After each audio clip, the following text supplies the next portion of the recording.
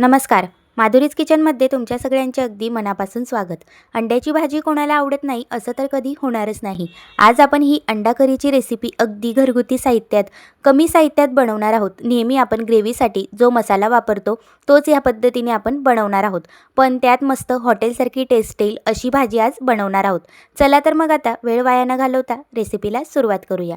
त्यासाठी काय करायचं, कढईमध्ये 1 ते 2 पळी तेलामध्ये बारीक लांब असा चिरलेला कांदा टाकायचा आणि लालसर होईस्तोवर परतून घ्यायचा.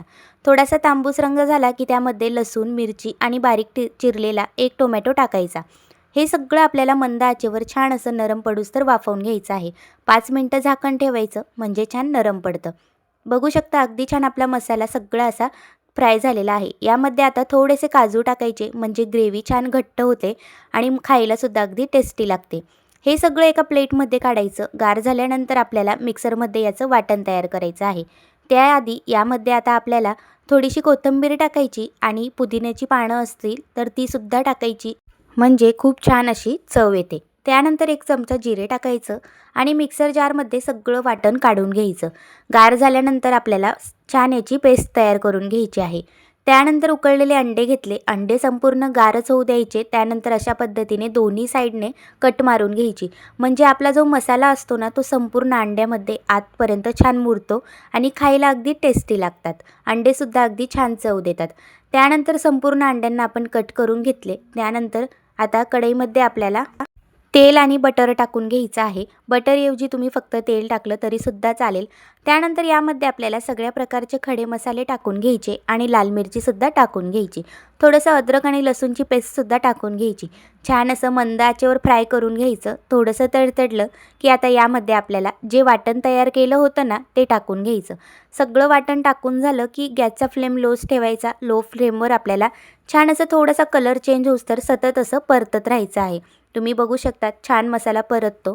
तोपर्यंत दुसऱ्या पॅनमध्ये तेल टाकायचं आणि तेलामध्ये आपल्याला अर्धा चमचा हळद आणि 1 ते 1.5 चमचा लाल तिखट टाकून घ्यायचं आहे. तिखटची क्वांटिटी तुम्ही कमी जास्त करू शकतात. त्यानंतर याच्यामध्ये आता आपल्याला आपण जे अंडे उकळून घेतले होते ते मंद आचेवर मस्त फ्राय करून घ्यायचे आहे. 5 मिनटं सतत असं ढवळत आपल्याला छान असे फ्राय करून घ्यायचे आहेत. तुम्ही बघू शकतात अंडे मस्त फ्राय होत आहेत. असे जरी खाल्ले ना तरी छान चव येते. मीठ टाकून खा, अगदी टेस्टी लागतात.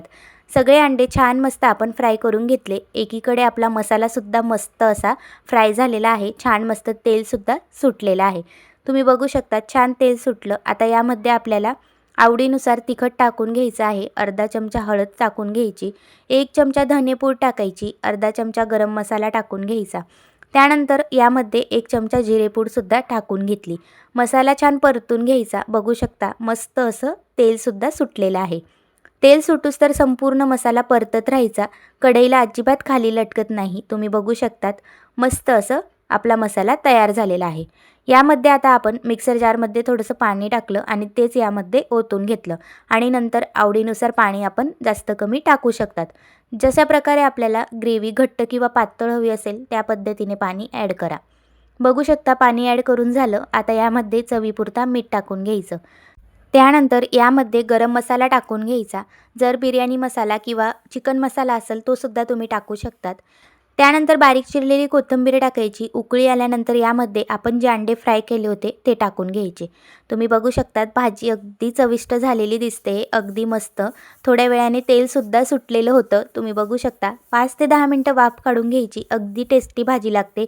एकदा या पद्धतीने अंडा करी नक्की ट्राय करा.